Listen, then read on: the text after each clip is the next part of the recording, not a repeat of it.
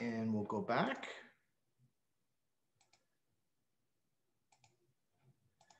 And so just from an expectations perspective, we've got about an hour. And so I'm going to be speaking pretty quickly. There's a lot of concepts that I want to get across. If there's interest in the system, if you're an organization that's interested in the system, typically what we do is we do a 90-minute meeting, afterwards.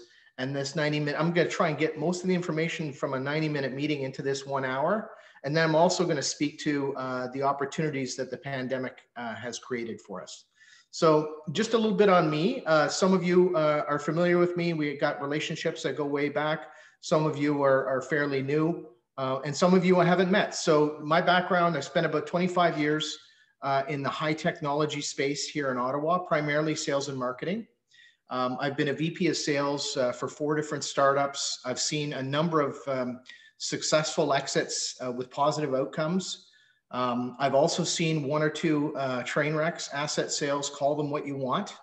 So some battle scars there. And when I got into consulting, I decided to, bring some of my experience to bear with companies. So I was doing some fractional CRO work.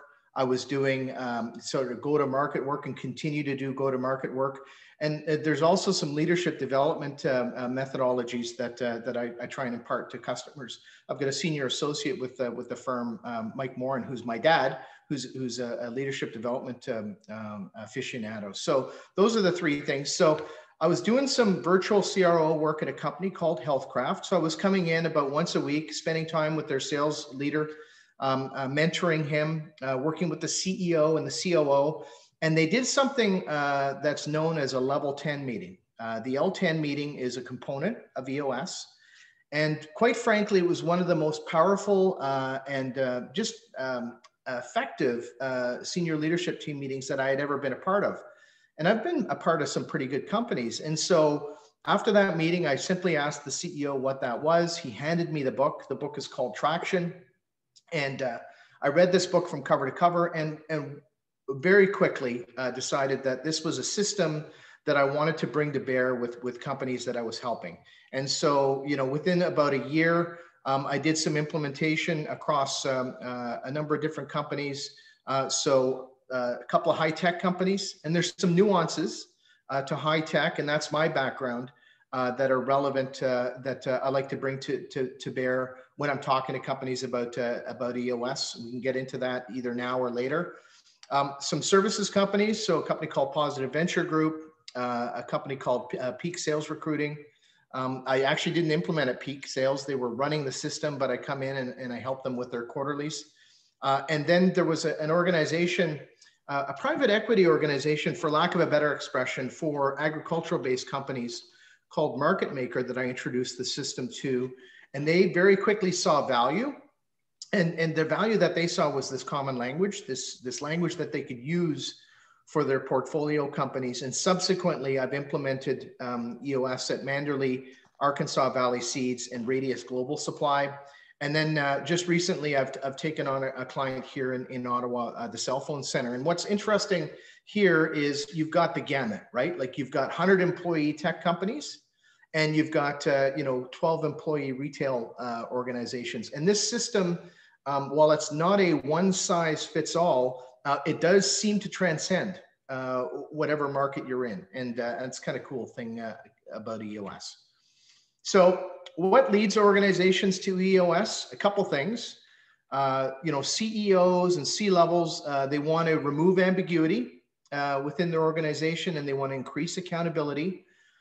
They want a commonly sourced vision. And what I mean by commonly sourced vision is a CEO or a visionary CEO may have a vision for the organization, but that vision may not be shared by everyone in the organization. And so when I speak to commonly sourced, what I'm getting at is getting together with the senior leadership team and taking that vision that the CEO may have and making sure that the rest of the senior leadership team at the very least buys in, but perhaps contributes to the vision. And then the realization that everyone needs to be on the same page. Last, the need to scale. So what I found interesting is, as I was doing leadership development consulting with my father, he's written a book. It's about a 20-year-old book. It's called Leading Matters. And in his book, ironically, there's a quote. And by the way, this is just a cool picture I like to flash up of my dad when he was 19 years old, flying Mach 2 in the Cold War. But, you know, that was his first career. And then his second career was leadership development. And in his book, you know, he speaks to leadership, or lack thereof, is everywhere. Check your intentions, do things on purpose, make things better. Invest in systems to help you explain where you are, why you are, and where you can go. Do these things and you'll be seen as a high performance leader. People will follow, things will get better, your physical and mental health will thrive. Well, he wrote this some time ago, and he was actually questioning me, not debating, but he was just wondering why I had glommed on to this EOS system.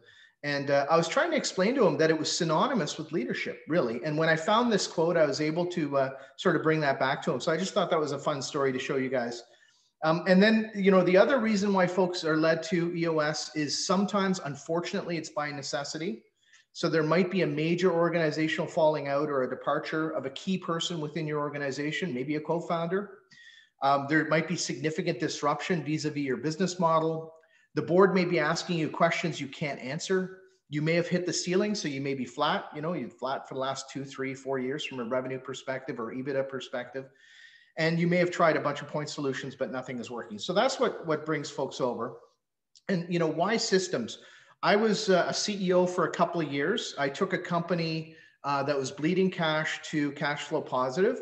And when I did that, I used a system, and the system was called Scaling Up by Vern Harnish, that focused in on people, strategy, execution, and cash. And the reason why I liked the system is it reminded me of sales methodologies. And sales methodologies, when I was a VP of sales, were very much a common language. And the common language was important. When a salesperson was telling me that a deal was at 75% in the pipeline, if we did not have a methodology that we could go back and do some checks and balances on, we may be talking about different things, right? And so a common language is something that I subscribed to early in my career. And I just see this system as being something very similar, but for your organization. It ties everything together. It ensures company level communication. And a Harris poll came out a couple of years ago, and just some interesting data points. About a third of employees, when asked, don't understand the company's priorities. About a fifth don't care. And then half of them, or 50% of them, don't know how they're affected or what their role is in executing on the company's priorities. And so this system, or a system similar to this, could be Scaling Up, will just get that information out to your folks. And that's really key. So let's talk about the Entrepreneurial Operating System. Again, if you're interested, there's a book. It's called Traction. It's available on Amazon. It'll be shipped literally the next day. I have a bunch of copies as well. Reach out to me if you have any desire to read this book. And again, it's not rocket science. There's a lot of stuff within this book that is borrowed from other systems and with full attribution. But it's pretty simple stuff, you know, at the point solution level. And let's go into this for a second, right? And before we go into this, here's 3 tactical outcomes that you can wrap your head around if you're looking at a system like EOS. Better meetings, increased accountability for your team and you, so not just, you know, the people that work for you, but yourself, and a commonly sourced vision. So, and also, if you're going to put a system like this in place, you and your senior leadership team do need to be vulnerable, open, honest, and you must, as a collective, fundamentally want to get better. So if you're humming along and you know, 3/4 of your team, or even one person on your team, does not feel like things are quote unquote broken, or things could be better, then you're probably not ready for something like this yet. You've all got to be ready to sort of take the next level from an organization. So now let's begin. So here it is. This is the EOS system, and I'm just doing a quick time check. It's 12:15, so I've got some time here. And the EOS system assumes that every single organization runs on 6 key components. There's vision or strategy, whatever you'd want to call it, right? There's people. So do you have the right people, the right seats? Do you have a good means of measuring your business? So data. Are you able to resolve issues? Do you have process documented? And then do you have a nice, lean meeting cadence, whether it's weekly, whether it's quarterly, that gets things done? And so these are the 6 components of EOS. And what I'm going to do is I'm going to quickly go through each one of these 6 components. And I'm going to start not with strategy, because when we implement EOS, we don't speak vision until a little bit further on downstream. We want to start, frankly, with people. And so from a people perspective, what you want to do is you want to get the right people in the right seats. And there's a concept and a philosophy within EOS that's called GWC, and that stands for get it, want it, capacity to do it. And so, you know, if you might have someone that is responsible for something within your organization, they're accountable for the sales function or the marketing function. And the question that you want to ask yourself, and the question that they should ask themselves, is do they get it? So do they have the God-given innate talent to be accountable for this function? Do they want it? And do they have the capacity to do it? Capacity has more to do with training as opposed to time. And in my opinion, want it is the most important thing. There's lots of people, and actually I was at the stage in my career before I started Bytown, where, yeah, I probably could have taken a VP of sales position, a CRO position. I would have gotten it, and I would have had the capacity to do it, but I didn't really want it, right? And so that's a really important question to ask. Now, you don't need yeses across all 3 right away, but you do want to be moving to an end state where everyone, and let's start with the senior leadership team, everyone gets it, wants it, and has the capacity to do it. And so that's a key component within the accountability chart exercise. And, you know, there is something out there, it's called rocket fuel, and the rocket fuel is the combination of a visionary within an organization and an integrator. So we're going to use the terms visionary and integrator. Some companies use the terms CEO, president, CEO, COO.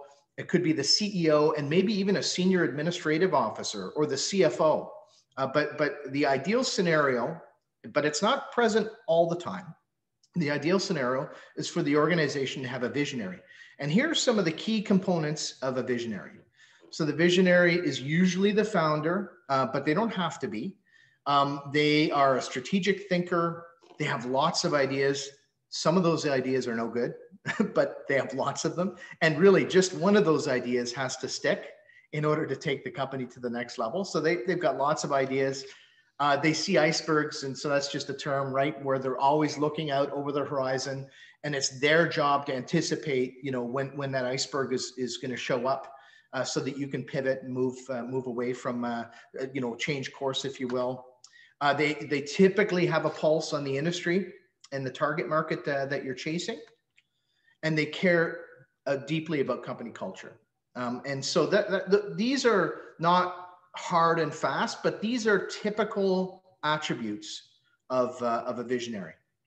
The integrator is typically more decisive and accountable. They usually have situational credibility within the organization, but they don't have to. There's an integrator that I know that is an integrator for a law firm, and she's not a lawyer.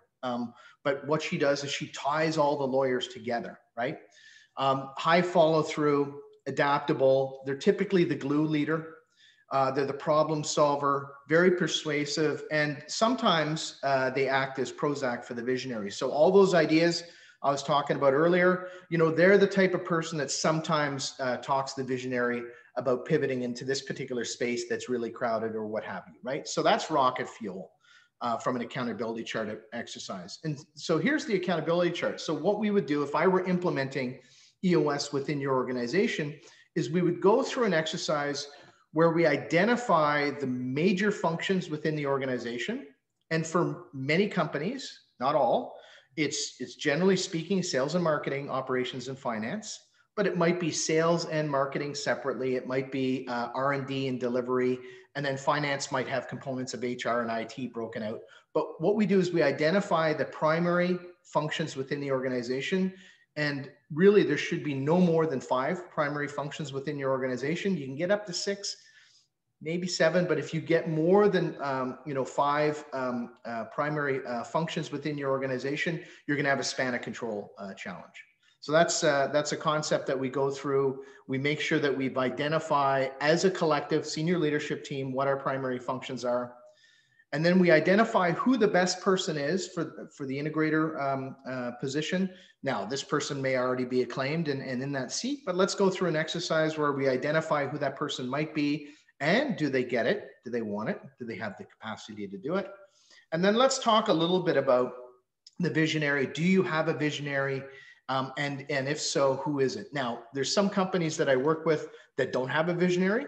They're kind of a very established, this is more on the agricultural based companies I work with. It's a very established, mature kind of space. They have their CEO is typically the integrator, but then sometimes we'll have companies that has the CEO as the visionary and the integrator. That's okay. But what we will say is, generally speaking, and actually this is a hard rule, you should never have more than one person accountable for a major function within your organization, because if you do, no one's accountable. And so that's one of the value points of the accountability chart exercise. And we'll go through an exercise where we identify the roles and responsibilities of each major function. It's a really good process. Typically, it takes about half a day to go through this accountability chart exercise, even if you are convinced you already know what your accountability chart looks like. I've gone into accountability chart exercises with companies where we all kind of think that this will be a quick 15 to 30 minute rubber stamp. But once we get into roles and responsibilities and GWC, there's some really good, open and honest conversation that gets some issues out on the table that can be dealt with a little bit later on down the road. So that's the accountability chart. This is just a quick example of how an accountability chart does not have to look like that textbook example that I gave you. But really what we've done here is we've identified an integrator, we've identified, business development and acquisitions, portfolio company management and finance as the primary functions within the organization. And then there's a transaction-based deal team that is available to these functions when they go out and they acquire firms. So this is kind of like a private equity type use case model. So that's people. Now let's talk about data for a second. Data is super important, and I grew up in the CRM world in the early 90s. I was probably one of the first salespeople to jump on CRM. When I was the CEO of a company here in town, I had 6 or 7 different literally dashboards within Salesforce.com that I would click through every morning and look at. I was a bit of a data geek. And the company scorecard or the balance scorecard is not that. So it's not dashboarding. What it is it's the 3 to 5 main measurables that you want to look at on a weekly basis for each major function within your organization. And the exercise that we go through when we're creating a balanced scorecard for a company is quite simple. It is, imagine you're on an island. Okay, so you are accountable for marketing within your organization. And you're on an island and you're on vacation. You're having the best vacation of your life. You want to stay on vacation. So what are the 3 to 5 data points that you need to see every morning in order to determine whether or not you can stay on vacation? And so what we'll do is we'll just go through an exercise. We'll start out with a bunch for each primary function, and then we need to whittle it down to 3 to 5. And on these truths here, just in this slide, I just want to point out number 5. I think this is a really important one. You can have accountability in a culture that's high trust and healthy. That is a challenge that a lot of organizations are running through right now. Basically the feeling is, we don't want to be micromanagement, culture, that type of thing. No. You can absolutely have accountability in a culture that's high trust and healthy. It's all about communication, and it's all about setting the stage and setting expectations. So this is just an example of a scorecard for a services organization. And so you can see the top 4 or have to do with the sales function. And in this particular example, they want to be creating 10 new deals every week. They want to be delivering 4 statements of work every week. They want to be 100% of their year-to-date services target, 100% of their product target. And every week when you sit down in the level 10, and I'm going to get into that in a second, and you're off track, it's red. You mark it down as red. And then what you're going to do is you're going to take that down. You're going to make that an issue, and you're going to identify, discuss, and solve that issue in your level 10 meeting. And I'll get into that in a second. So that's data.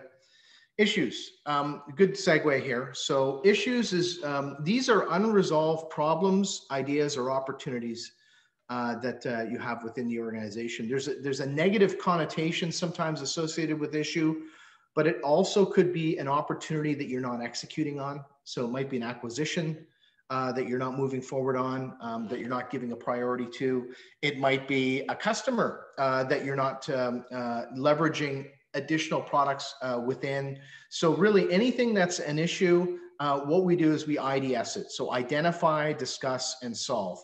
And so what it is it's a system that we teach within the level 10 meeting, where every single week, you as a senior leadership team prioritize your issues. Now you might have 10, 15, 20 issues, but you're going to identify the top 3. The top 3 issues, you're then going to dig into those issues, and you're going to create to-dos that have to do with solving those issues. And I'll give you a really simple example, comes from my background. So let's say I want a 4X pipeline. You know, I've got a $3 million revenue target this year. So at any given point in the year, I need to have $12 million in pipeline. So we do our weekly level 10, and I'm sitting at 11.3 million. Well, that's an issue. It's red. So we move that down to the issues list. And then when we IDS that, basically we discuss as a senior leadership team why that is. So the 11.3 million is below the $12 million threshold because, you know, we may not be cold calling enough. We may not be attending enough trade shows. We may not be doing enough webinars. We may not be doing social media marketing campaigns that are bringing in enough leads. There's any number of sort of inputs as to why we're at this level. It could also be we're not documenting our opportunities in Salesforce.com properly. You know, we have salespeople that are telling us about opportunities in the hallway, but then when we go and we check our CRM application, they're not even in the system, or they're not in the system at the right level. So IDSing is just about digging into why we're at 11.3 on 12. And then we're going to create a number of to-dos coming out of that. Let's create a marketing campaign. Let's make sure that we tighten up our Salesforce.com, that the person who gets that to-do is accountable for in the next weekly level 10. Again, I'll get into that. So let's talk about traction. So traction is essentially the cadence. It is the meetings. And in the meetings, what we do is we compartmentalize things. So we have definitions, and these definitions are super important because these are essentially, this is the language that we talk about. So we've got 1 year compartment, which is goals. We've got a 90-day compartment, which is rocks. And here's what's important about this language. If I have a rock, if I'm accountable for finance within my organization, and my 90-day rock is to establish a $500,000 line of credit by the end of the quarter. So that's my rock. If the CEO goes and makes a decision, or if something happens that's external to the organization that affects that rock, for the CFO to walk into the senior leadership team meeting and say, listen, the rock, I'm off track on this rock, you know, and here's why. Everyone automatically knows this is important. This is not just one of those little things that we talk about that are important, but not really. If it's a rock, it's important. And so the organization then immediately shifts and pivots to try and accommodate getting that rock back on track. So that's what compartmentalizing is from a 90-day perspective. We've got our 7-day compartment to-dos, and then we've got our issues. In our issues list, can often be quite long at the beginning of a year or at the beginning of a quarter. And then what we do over a period of time is we just whittle down those issues very methodically in our weekly level 10s. Now, this is the level 10 meeting. This is the meeting that I was so impressed with that got me going on EOS implementation. And I'm just going to walk you through the agenda.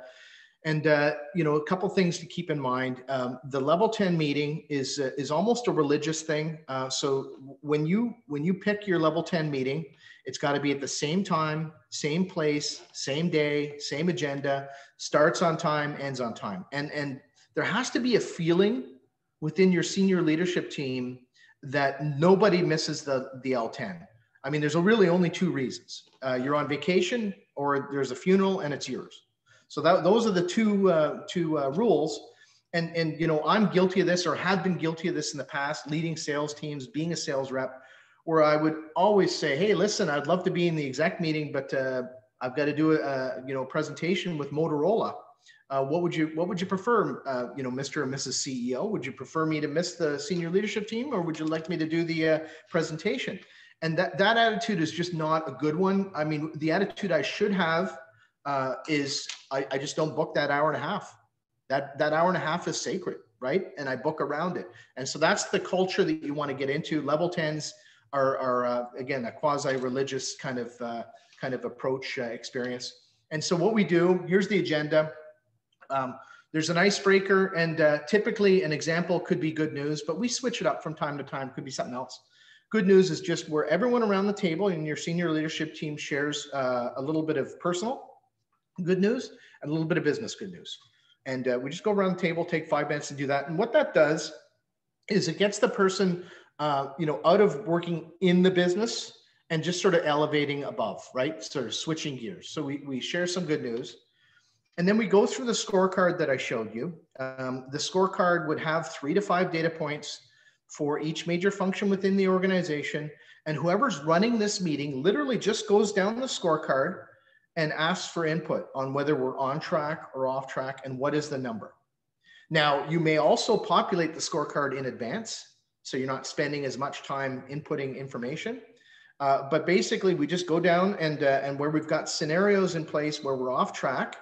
The benefit there is we'll move that down to the issues list, and also other people within the organization become aware of some things that are not firing on all cylinders, so they're going to try and help, right? So that's the scorecard, but we don't spend any more than 5 minutes on that.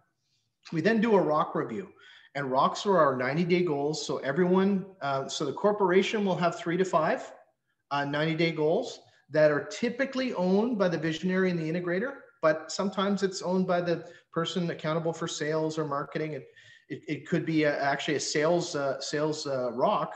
And so, but it's corporate, but it's also owned by the person accountable. So we just go through the corporate ROCs, and then we go through individual ROCs, and all we do is we read them out, and are they on track, off track, or are they complete? Simple, quick. And then again, if we're off track on a ROC, we move that down to the issues list. We then go through people headlines. People headlines are all the things that a little bit of the good small talk banter in the meetings. So, you know, a customer's happy, a customer's unhappy, so-and-so within your organization is heading off on maternity leave. So-and-so within your organization is leaving to maybe go to the competitor. So this is information that you share, that you need to share. And sometimes there's an issue coming out of it, like the employee going to the competitor. Sometimes it's just good to know. So we spend 5 minutes on people and employee headlines. Then we go through our to-dos. The to-dos were created the week before. And these are all the things that we had sort of agreed to do as a senior leadership team in order to resolve issues. And generally speaking, you want to be aiming for 80 to 90% completion on to-dos.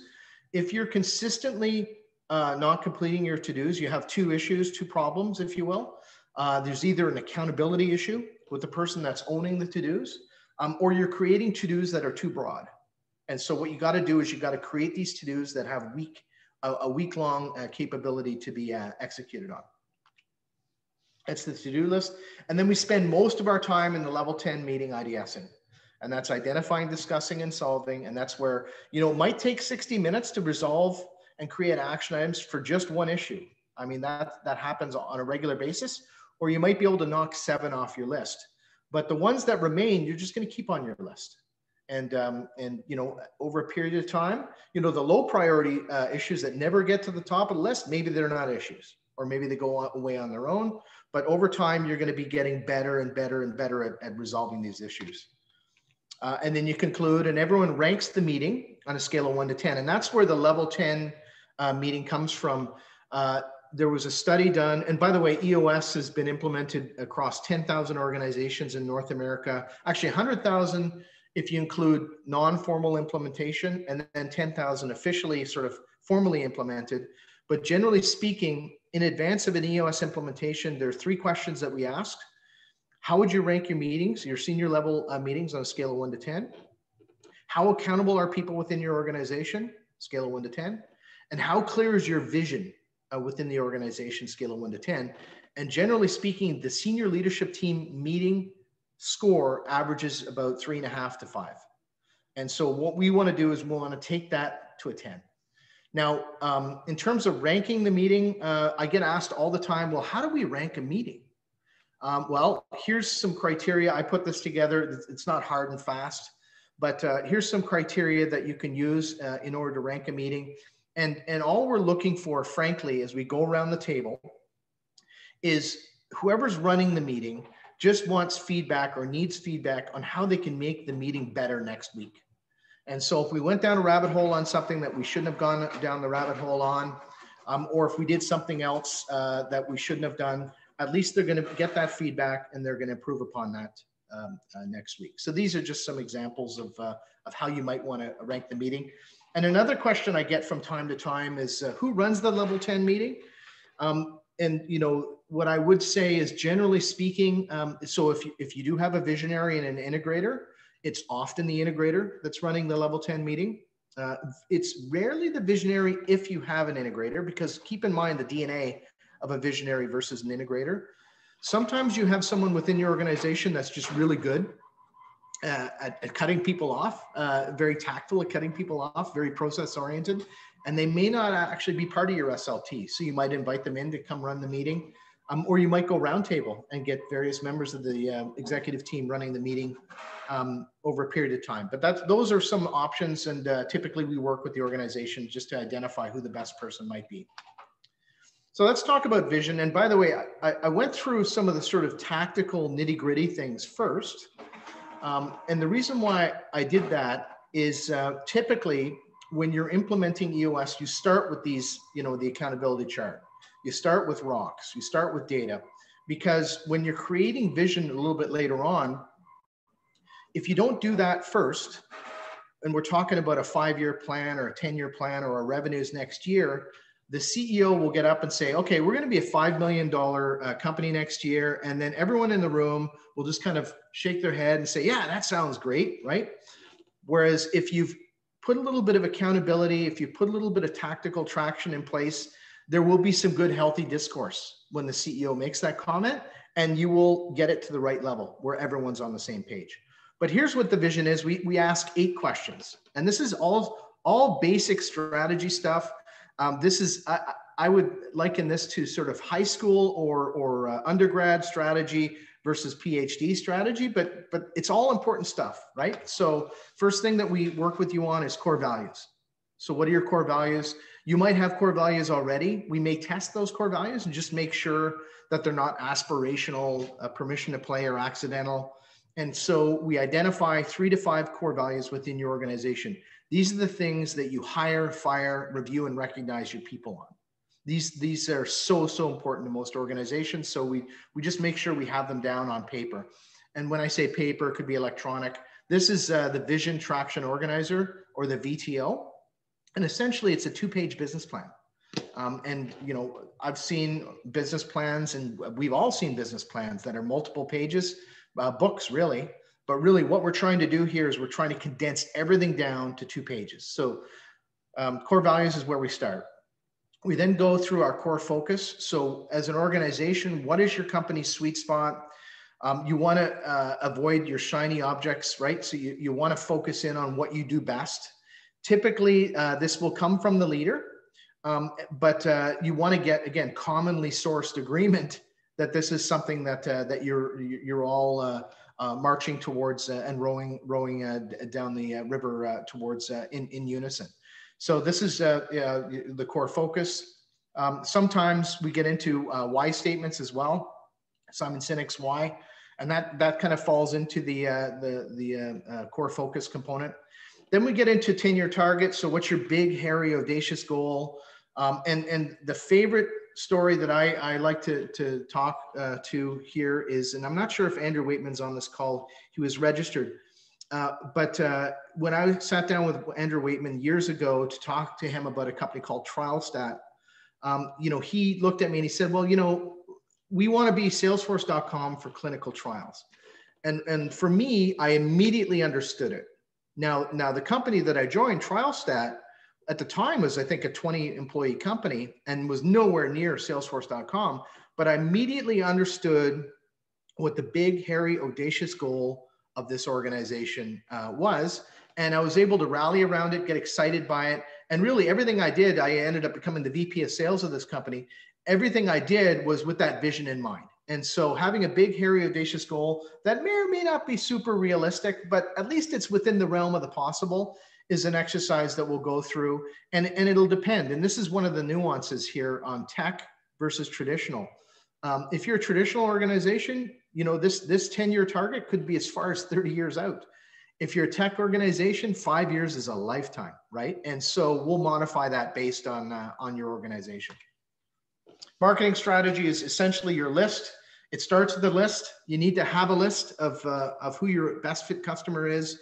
We go through a bunch of exercises where we identify and confirm and clarify what your best fit customer or customers, if you got multiple verticals, are. And we'll go through an exercise where we'll identify if you have a proven process. And you're going to see the EOS proven process in a couple of slides, where you can articulate to your customers very quickly, how you take them from initial conversation right through to them being a very happy customer. What are the steps? So we'll document that. And then if there's a guarantee, we'll speak to that as well. The EOS guarantee, by the way, when I implement EOS to organizations, at the end of the day, it's 3 full-day sessions. At the end of the day, if you're not happy with the work that I've done, you don't have to pay. That's our guarantee. Now, a lot of companies may not feel comfortable to have that type of guarantee. Don't blame you. But if there is a guarantee, we'll get that down on paper. Then we'll get into 3-year picture. Now we're starting to get more granular. And we start with revenue. Then we get into EBITDA. We identify measurables. So how many widgets are you going to ship to support that $10 million revenue? You might have another way to break down measurables is you might have 15 $1 million customers, you might have 25 500K customers, and then you might have 50 25K customers. So those are just little ways that we'll break things down. And then we speak to what does it look like? So are you in a new building? Do you have, how many employees do you have? That type of thing.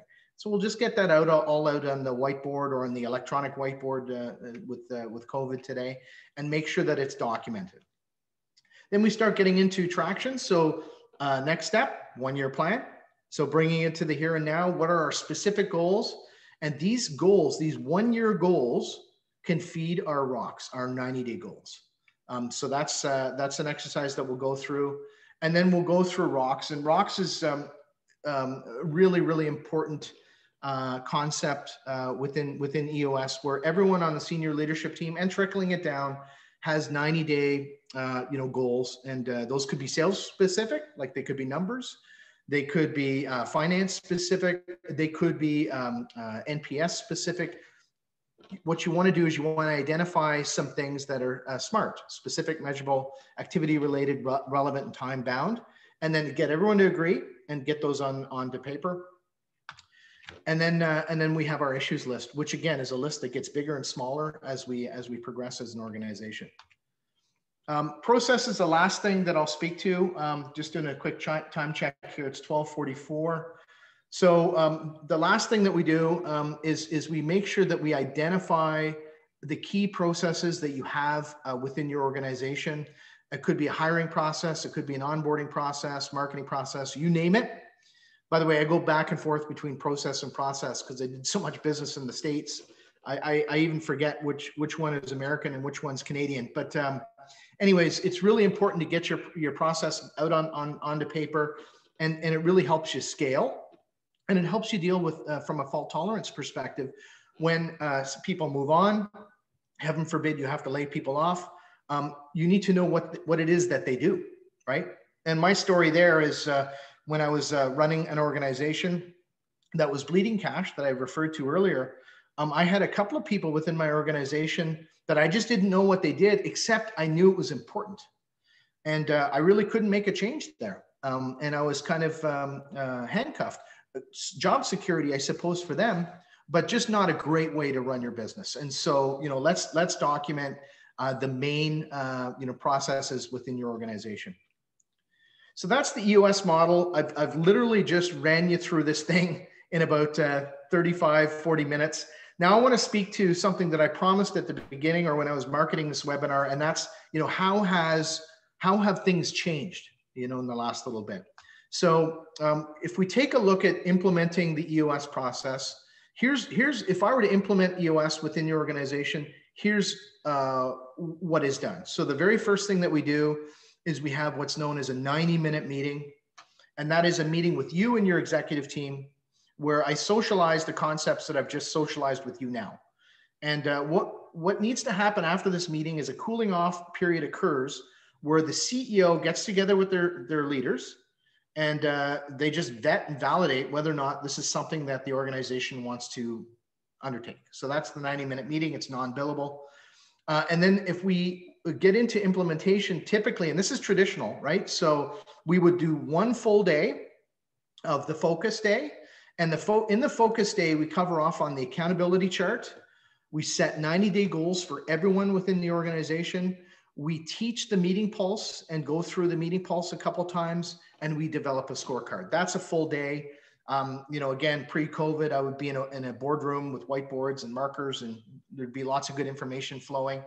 And then we take a 30 to 45 day kind of break, if you will. So what we want to do is we want the organization to be running L10s and to be using some of these concepts. And then 30 to 45 days later, we schedule what's known as Vision Building Day 1. In Vision Building Day 1, we confirm, we clarify, or we even create core values, core focus, and 10-year target. So those are typically the three things that we go through, along with reviewing all the tools that we talked about in the focus day. And then we wait 30 to 45 days, and we spend that day doing marketing strategy, 3-year picture, and 1-year plan. And so in 3 full days over 90 days, you will have this system deployed. And one of the reasons why I fell in love with this system is to give you an idea. I implemented scaling up at the organization I was the CEO at. I self-implemented, and I was 2 years into it, and I still had probably another year to do this implementation. So this is a system that can be implemented fairly quickly, and then we get into quarterly pulsing, where we create rocks every 90 days, and we check accountability on those rocks, and we teach some other tools as well. Now, when you implement EOS, you have a couple of choices. You can self-implement, so pick up the book and go. I've been there in that I picked up the book Scaling Up. It's not ideal when you're implementing it on your own, just based on the fact that you're too close to the issues. As a CEO or as a senior leader within your organization, you know some of the politics behind the dysfunction. So it's very nice sometimes to have someone come in that's external to the organization and ask Columbo type questions. And really that's all I do. I just facilitate and get stuff out on the paper and on the whiteboard. So the next level, if you wanted to implement this more cost effectively, is you can join EOS Basecamp. And so there's a monthly fee that you can pay them, and they will teach you via video on demand all of these exercises that I would typically put you through. And it's the same training I take. And it's a great way to do it. You might be able to nominate someone within your organization to implement it or do it yourself. And then also self-implementation companies typically will implement Pure, or they'll do a subset. So maybe they'll just implement the accountability chart, or they'll just implement rocks. They already have core values. They already have their big, hairy, audacious goal. They don't decide not to do that. So you can sort of mix and match if you want when you're doing self-implementation. Now, if you're going to hire an external implementer like myself, I typically do it pure. So I don't skip any steps. I have learned the hard way that I have skipped some steps with some organizations, and then it's always come back to bite me. It's come back to bite the organization, come back to bite me. So I do it pure. You're going to get someone that's objective, and then of course we have that guarantee. Now, in terms of the flexibility that we now have with COVID is we're of course implementing this, or at least for the last year and a bit, I've been implementing this via Zoom. And what I found when I did it on site, and even when I was doing full day sessions via Zoom, first thing that you find is at about hour 6, people are fatigued, right? And they're tired, they're checking their phones, they're looking at their emails. And so one thing that I've done, and this is not a big derivation of the process, is that focus day or that vision building day, I'll split it into 2. So I might do, in a week, I might do Monday morning, I might do half the focus day, and then Friday afternoon, I might do the other half. And so what that ensures is it ensures everyone's fresh and everyone's ready to go. 4 hours is usually a good amount of time for people to be focused. And it's really, really important for people to be focused when you're setting 90-day goals, when you're setting scorecard items. And so you want people to be hunkering down and not, defocused. And so that's one thing. Another thing that I found is you can actually modularize it as long as you cover off on everything. So maybe we'll spend 2 hours outside of business hours on the accountability chart one day. We'll do the rocks the very next day. We'll spend an hour and a half on that. So you can modularize it. And then the last sort of efficiency that's relevant is when I was implementing EOS in the past, you would be basically bringing everyone into a boardroom, or you'd be booking a hotel boardroom, and they'd be offline for this session. And you might be flying people in from different geographic locations. Well, now we can do it all virtually, and everyone's used to virtual now. It's been a year, right? Everyone's used to it. No one bats an eye. So just some observations, some tools that are out there. So there's a number of SaaS-based solutions that will help you track all the concepts I've talked to you about today. There's a tool called Traction Tools. There's another tool called 90.io. And so what you can do is you can take your Vision Traction Organizer and you can put it online. You can run your level 10 meetings online with timers. You can have your to-dos and your rocks and your scorecards all there. So you're not worrying about, a paper trail, if you will. It's kind of like Salesforce.com for EOS. And they're coming out with some new tools as well. I also have some customers using Jira. They're using their existing Salesforce.com implementation. Microsoft Teams is a good example as well. But there's a number of tools, and the value is, I'll give you a quick example. I have a number of clients that are running 90. And so what I'm able to do is I'm able to, at any given point in time, because I'm their implementer, and sometimes I don't talk to them for 45 to 90 days, I'm able to go in and I'm able to see how they're doing, and I can put a call into the CEO and see if I can help, right? And I'll get emails, for example. So every time they run a level 10 meeting, I will get a summary of the level 10 meeting, along with the rankings and the ratings at the end of the meeting. And I will just be able to keep a pulse on my particular companies. It makes me feel good. And it really helps whoever's running EOS within the organization feel good as well, knowing that they don't have to spend 45 minutes debriefing me on what's not working right now. I can just go into the system and check it. So I kind of went into this prematurely, but pandemic implementation and opportunity. So pre-COVID-19, this was 3 full days, over 90 days in a boardroom with whiteboards and flip charts, right? And now it's fully acceptable and arguably more effective to do this remotely. So logistical issues are abated. There's a much lower cost. Energy can be managed. And then someone like myself, if you feel I'm a good fit, I can help your Winnipeg based company or your California based company. Really, it's all about fit too, in terms of if you are going to hire an EOS implementer. And there's plenty of folks out there doing it. I think there's about well over 200 that are doing it across North America. And so it's about fit, and it's about making sure that this particular person can help you in your business and has maybe the right experience in the background to help you. Some other things, timing. So try to get the focus date. If you are going to move forward on EOS, whether you're self-implementing or whether you're going to hire an implementer, try to get the focus date booked as close to the end of a quarter or at the beginning of a quarter as possible. Because what we're going to do is we're going to set rocks. And then 90 days, our quarterly rocks are due. So it's nice to line it up on a quarter, and it flows better that way. There's another thing you can share with your senior leadership team. It's an organizational checkup. So this is online, and it asks questions like, this is an example. We have a clear vision in writing that has been properly communicated and is shared by everyone in the company. So you get that out to your senior leadership team or their delegates, and you get the responses. And it's very interesting to see what the responses are. Generally speaking, in my experience anyways, most organizations are less than 50%. And I just had, I think the 18-month kind of anniversary with my very first EOS client, Aftia, about 2 months ago, and they were well over 80%. We do the organizational checkup on a regular basis. So we check it probably about 6 months in. So twice a year we'll do it.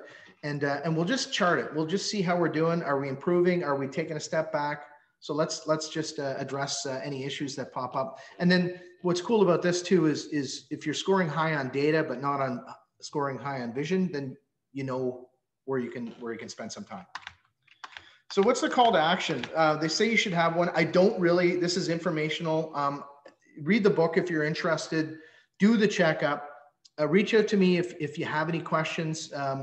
But really, it's about fit, and it's about timing, and are you ready, and all that kind of good stuff. And so what I want to do now, I'm just looking at my time here. It's 12:56. I'm going to stop sharing, and I'm just going to check and see if we've got anything on the text, or if anyone wants to open up questions. I'm happy to answer any questions. I'm happy to go past 1 o'clock, but I want to respect your time. And then I want to make sure that I got as much across to you today as possible.